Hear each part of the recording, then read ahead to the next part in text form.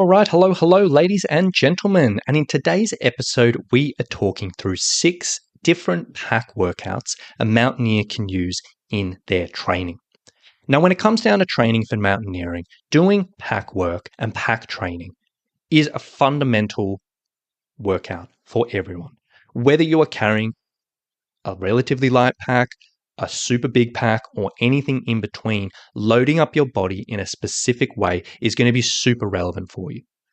Mountaineers will typically do this when they're hiking, when they're just doing pack walking around the local neighborhood or on the treadmill or whatever it may be, and it is one of the most specific and practical things for any mountaineer in their training. However, when it comes down to pack work, if you're doing a long-term training plan, and if you're training for 6 months, 9 months, 12 months, or anything more, sometimes pack training can get a little bit dull. Sometimes you can put on the pack and be like, oh my gosh, not again. And sometimes, even though it can be so beneficial, you can just be like, oh my God, I've had enough. So in that situation, sometimes just getting a little bit of variance in your workouts can be quite useful.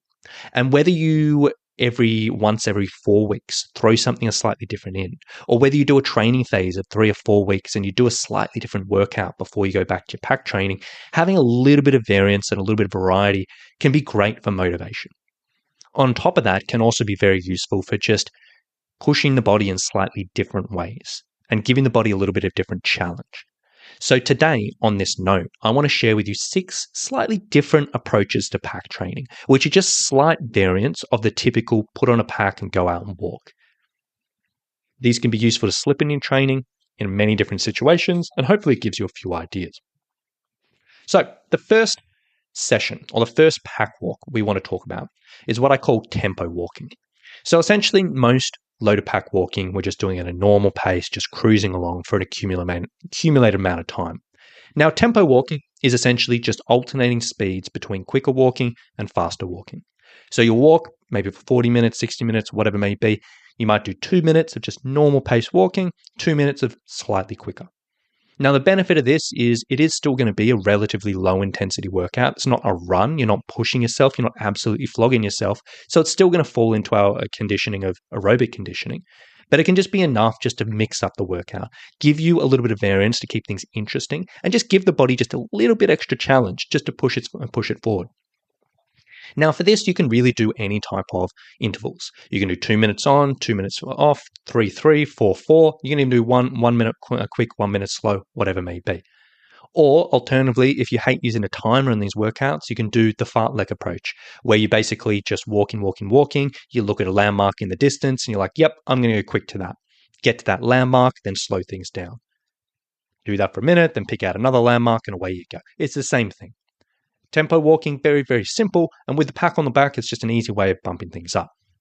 Now, if you did do this workout, key to this workout when you are using the pack is we're not absolutely ramping up the speed. We're not turning this into a crazy power march or whatever it may be. The reason being is when we got the pack on our back, if we're ramping up the speed very significantly, this is an easy way just to aggravate aches and pains. I've seen it all the time where people just bite off a bit more than they can chew. It can be pretty demanding on certain areas of the body because we have pack on our weight on our back. So when you are speeding things up, it's just a slight uptick in pace. You're bumping things up slightly. You're getting the breathing a little bit quicker, but it's not your full-blown power march. So that's our first workout, tempo walks. Second pack workout, which you can play around with, is what I call an overloaded pack workout. So typically with our pack training, what we'll tend to do is we'll whack on a pack, have a steady amount of weight, and walk around. Usually during our training, we'll build up to either the maximum pack weight that we typically need for our expeditions, or we might build up a little bit heavier. That's the usual approach.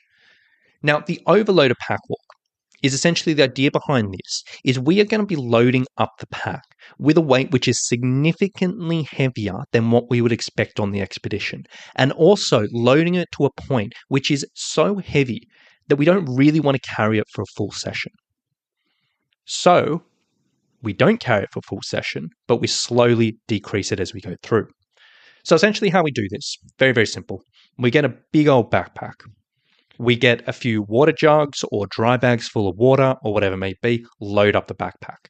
We want to load it up with a weight which is significantly heavier than what we typically carry around. So if you usually carry 20 kilos in your backpack, you might do 25 kilos or 28 kilos or something like that. Something that's a bit of a bump up.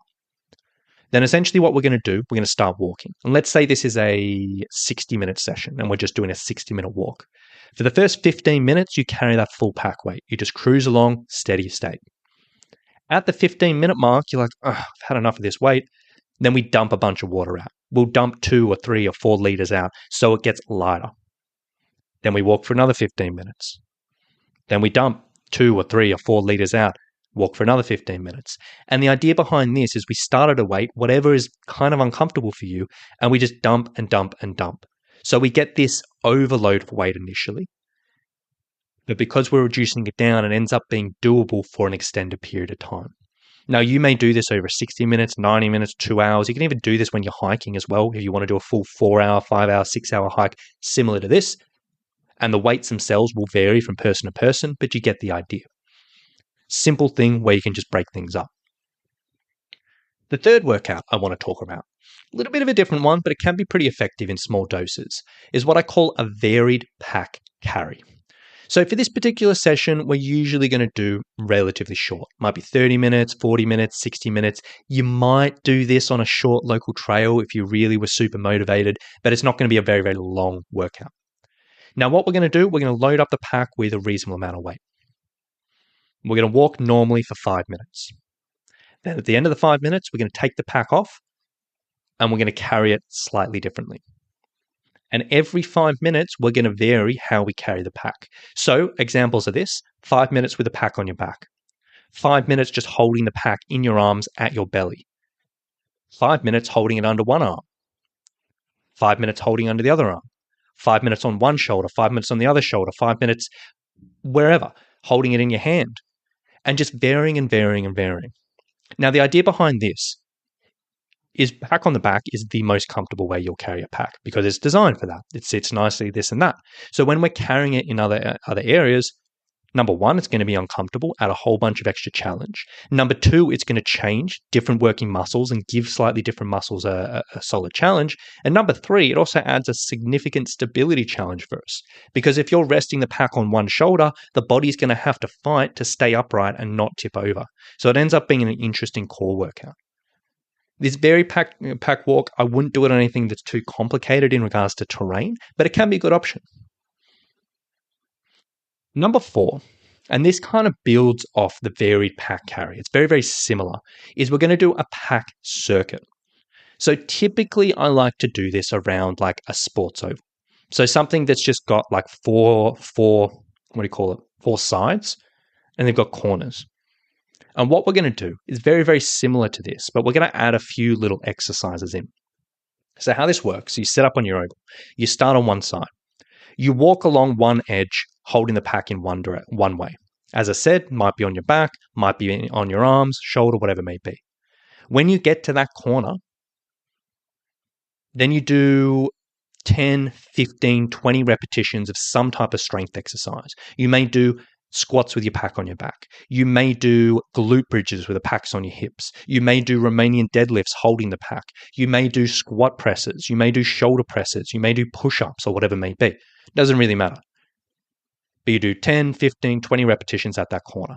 Then we walk along the next edge of the oval. We carry the pack in a slightly different way. We get to the corner. We do another exercise. Then we walk along the other edge. We hold the pack in a slightly different way.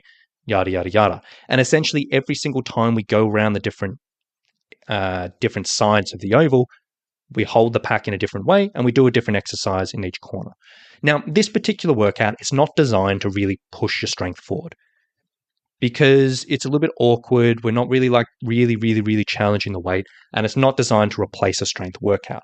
But it can just be an interesting way of just getting some different movements, getting some different challenges, fatiguing different muscles and breaking up the pack walking.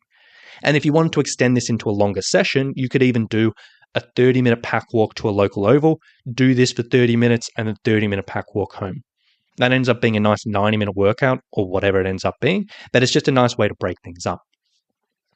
So that's number 4. Number 5 is a little bit different. This is a kind of good workout to do when you are going through a bit of a stressful time. and you're like, you know what? I've got a pack walk coming up and I'm just really stressed this week. Or you know what? I've got a pack walk coming up and I'm just really low on energy. And you just need a little bit of like de-stress or a little bit of an emotional boost or whatever it may be. So essentially, this is called a mindful pack walk. Very, very simple. Essentially, what you're going to do is you're going to get your pack on because we still want to get a pack training session here. And we want to go somewhere that has a little bit of nature, something that's a little bit green. So a local park or a local trail or just somewhere that's just not roads and cars and all of that. What we're going to do is we're going to walk along with the pack. And every 5 minutes, we're going to put all of our attention into one of our senses. So for 5 minutes, you're going to walk and just concentrate on what you can see around you. Really, really, really look. The trees, the leaves, the sky, the animals, whatever it may be. All of your attention into what you can actually see. Then you're going to spend 5 minutes paying attention to what you can hear. Listen to the wind. Listen to the crunch of your shoes. Listen to the leaves rustling. Then you're going to spend 5 minutes on what you can smell. Can you smell sweat on you? Can you smell your pack? Can you smell flowers? Whatever it may be. Then you're going to do 5 minutes concentrating on what you can touch. How do your feet feel in your shoes? How does the wind feel on your skin? How does the sweat feel as it drips down? And essentially 5 minutes at a time, you're just going to concentrate on each of your senses. Now, this is also known as like a mindful walk. It's a really, really nice de-stressing technique. And if you just need a little bit of a change in your pack walks, this is a nice way to combo it. And then the final workout I want to talk through is a bit of a breathing control workout. So essentially for this one, again, we're going to have a pack on and we're going to do on whatever trail we want. The idea for this workout is essentially we are going to go at speeds, certain speeds, where we basically get the breathing really, really, really huffed and puffed. We get really out of breath in one way or another. And then we're going to concentrate on pulling the speed back, getting our breathing under control while still moving. Typically, the way this is best worked is if you can find something that has a bit of incline. So a hill, set of stairs, or whatever it may be. And essentially, we're just going to walk and walk and walk with our pack. When we hit that incline, we're going to hustle. We're going to push. We're going to get to the speed where we're like, hey, I'm got really out of breath. Now, depending on what your hill looks like, if this takes 30 seconds, if it takes 60 seconds, takes a couple of minutes, whatever, you want to hustle. Once you get to that point, you're like, yeah, my breathing's pretty cooked. Then you're going to keep on going, but you're going to pull back the speed a little bit and really, really, really, really concentrate on trying to bring your breathing slow and controlled and steady. And a good rule of thumb to aim for is try to get back to that point where you can comfortably breathe in and out through your nose. And then essentially you're just going to walk around like that till you hit a bit more incline and then hustle the speed again, get out of control, breathing out of control, and then pull it back. And the idea behind this workout is it's basically just teaching you breathing control, teaching you that skill of getting very, very high breathing and pulling it back while we are still moving. Now, this isn't a full structured workout. Like you can do this type of thing on a Stairmaster or whatever it may be in the gym, and you can do a really, really set interval structure.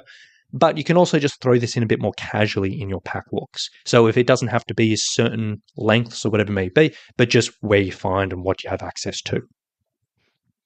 So there we go. 6 simple workouts: the tempo walk, the overloaded pack walk, the varied pack carry, the pack circuit, the de-stressing walk, and also the breathing control. Now, the way I would typically use these is, as I said, standard pack carrying and standard pack hiking is always going to be the foundations of what we want. And this isn't meant to completely replace that. But I would typically recommend using these things as just slight variants. So, as I said at the start of the episode, you could use it in 2 ways. You could use it in a bunch of ways, but 2 ways that really make sense. Number one, if you're doing training phases of 4 weeks at a time, so you're doing 4 weeks of training and 4 weeks and 4 weeks, you may spend 3 weeks doing your standard pack carrying. Just standard session, build up the time, build up the weight, yada, yada. And then every 4th week, you pull one of these out. You do a tempo walk, or you do a pack circuit, or you do the breathing control. And you just get that slight variance to change it up every 4th weeks. Sometimes as a longer term plan, just having that every 4 weeks doesn't sound like much, but it is enough just to keep things fresh and keep you moving forward.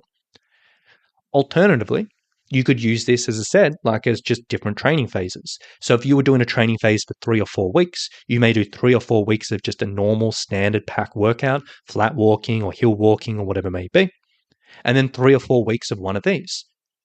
Just have a few weeks, break it up, and then 3 or 4 weeks of your standard workout and 3 or 4 weeks of this. And again, it just gives us a little bit of variance. So if you are a mountaineer who's been doing lots of pack work and you're like, you know what, I'm getting a bit bored of the sessions, maybe give one of these a go. They aren't a massive change, but they can be enough just to give you that boost in the training, give a little bit of extra challenge to the body, and just help things feel a little bit more fresh. Now, last thing I will sort of say before I wrap things up today, as always, if you were a mountaineer and you're like, yeah, I like the sign of having a few different workouts, but I'm not really sure how this goes into a training plan. I'm not really sure how to cover this off. I'm not really sure how to fit this in with everything else I'm trying to do. If you want a bit of help with your training, I would love to chat with you. If you want to learn a little bit about our online personal training for mountaineers, you can go to summitstrength.com.au/mountaineer. Now on that page, there's a big video, talks through a bit about our programs. And if it sounds like something you want to explore a little bit more, there's a link on that page. You can book a free call with our team and we can have a bit of a chat and see if we may be able to help you out. So if you want to check it out, go to summitstrength.com.au/mountaineer and we can take it from there. So with that being said, thank you so much for listening. Hope you've enjoyed it. Hope you can give one of these a go. And I hope it helps a few people out there. Thanks for listening and we'll talk very, very soon. Bye.